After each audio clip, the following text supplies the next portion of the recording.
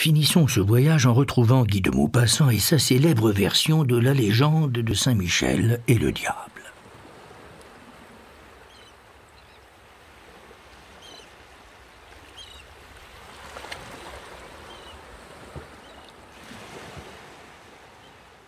Je l'avais vu d'abord de Cancale, ce château de fées planté dans la mer. Je l'avais vu confusément, ombre grise dressée sur le ciel brumeux. Je le revis d'Avranches au soleil couchant. L'immensité des sables était rouge, l'horizon était rouge, toute la baie démesurée était rouge.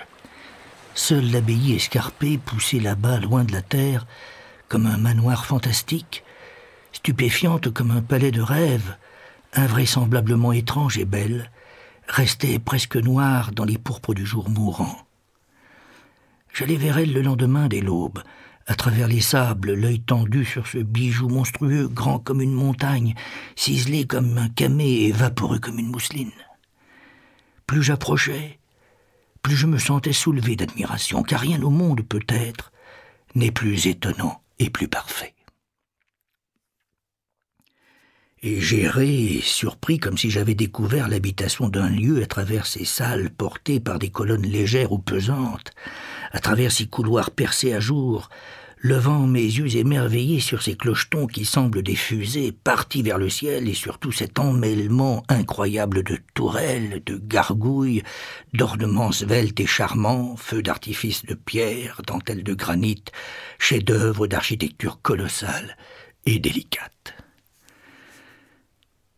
Comme je restais en extase, un paysan bas normand m'aborda et me raconta l'histoire de la grande querelle de Saint-Michel avec le diable. Un sceptique de génie a dit « Dieu a fait l'homme à son image, mais l'homme le lui a bien rendu ». Ce mot est d'une éternelle vérité, et il serait fort curieux de faire dans chaque continent l'histoire de la divinité locale, ainsi que l'histoire des saints patrons dans chacune de nos provinces. Le nègre a des idoles féroces, mangeuses d'hommes, le mahométan polygame peuple son paradis de femmes, les Grecs, en gens pratiques, avaient divinisé toutes les passions. Chaque village de France est placé sous l'invocation d'un saint protecteur modifié à l'image des habitants. Or Saint-Michel veille sur la basse Normandie. Saint-Michel, l'ange radieux et victorieux, le porte-glaive, le héros du ciel, le triomphant, le dominateur de Satan. Mais voici comment le bas normand rusé, côteleux, sournois et chicanier comprend et raconte la lutte du grand saint avec le diable. Pour se mettre à l'abri des méchancetés du démon, son voisin, Saint-Michel, construisit lui-même, en plein océan, cette habitation digne d'un archange, et seul, en effet, un pareil saint pouvait se créer une semblable résidence. Mais comme il redoutait encore les approches du malin, il entoura son domaine de sable mouvant plus perfide que la mer.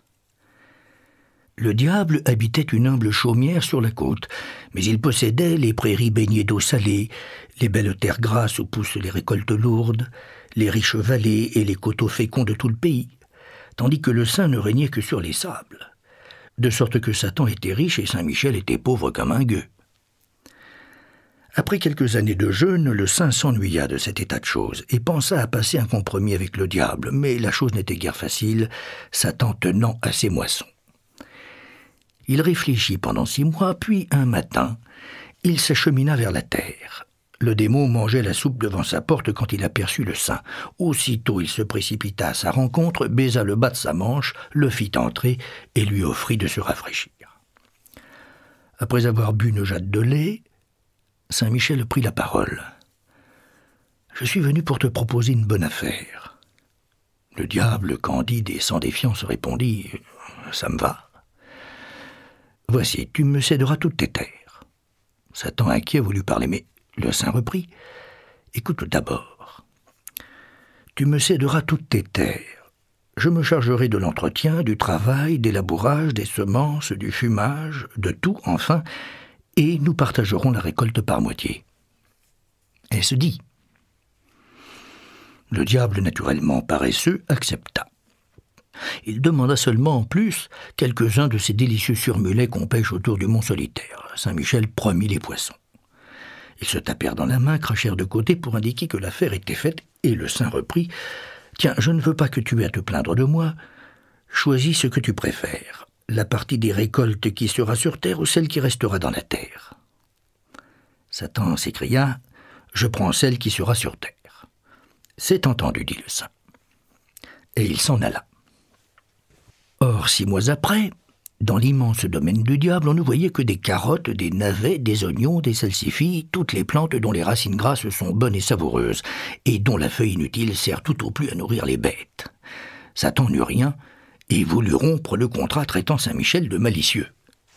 Mais le saint avait pris goût à la culture. Il retourna retrouver le diable. « Je t'assure que je n'y ai point pensé du tout, ça s'est trouvé comme ça. Il n'y a point de ma faute. Et pour te dédommager, je t'offre de prendre cette année tout ce qui se trouvera sous terre. »« Ça me va, dit Satan. » Au printemps suivant, toute l'étendue des terres de l'esprit du mal était couverte de blé épais, d'avoine grosse comme des clochetons, de lin, de colza magnifiques, de trèfle rouge, de pois, de choux, d'artichauts, de tout ce qui s'épanouit au soleil en graines ou en fruits. Satan n'eut encore rien et se fâcha tout à fait. Il reprit ses prés et ses labours et resta sourd à toutes les ouvertures nouvelles de son voisin. Une année entière s'écoula. Du haut de son manoir isolé, Saint-Michel regardait la terre lointaine et féconde et voyait le diable dirigeant les travaux, rentrant les récoltes, battant ses grains, et il rageait, s'exaspérant de son impuissance. Ne pouvant plus duper Satan, il résolut de s'en venger, et il alla le prier à dîner pour le lundi suivant. « Tu n'as pas été heureux dans tes affaires avec moi, disait-il, je le sais. Mais je ne veux pas qu'il reste de rancune entre nous. Et je compte que tu viendras dîner avec moi. Je te ferai manger de bonnes choses. » Satan, aussi gourmand que paresseux, accepta bien vite. Aujourd'hui, il revêtit ses plus beaux habits et prit le chemin du mont. Saint-Michel le fit asseoir à une table magnifique. On servit d'abord un vol au vent plein de crêtes et de rognons de coq, avec des boulettes de chair à saucisse, puis 2 surmulets à la crème, puis une dinde blanche pleine de marrons confits dans du vin, puis un gigot de présalé tendre comme du gâteau, puis des légumes qui fondaient dans la bouche et de la bonne galette chaude qui fumait en répandant un parfum de beurre.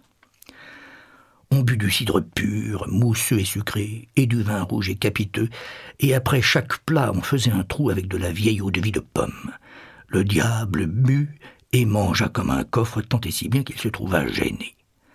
Alors Saint-Michel, se levant, formidable, s'écria d'une voix de tonnerre.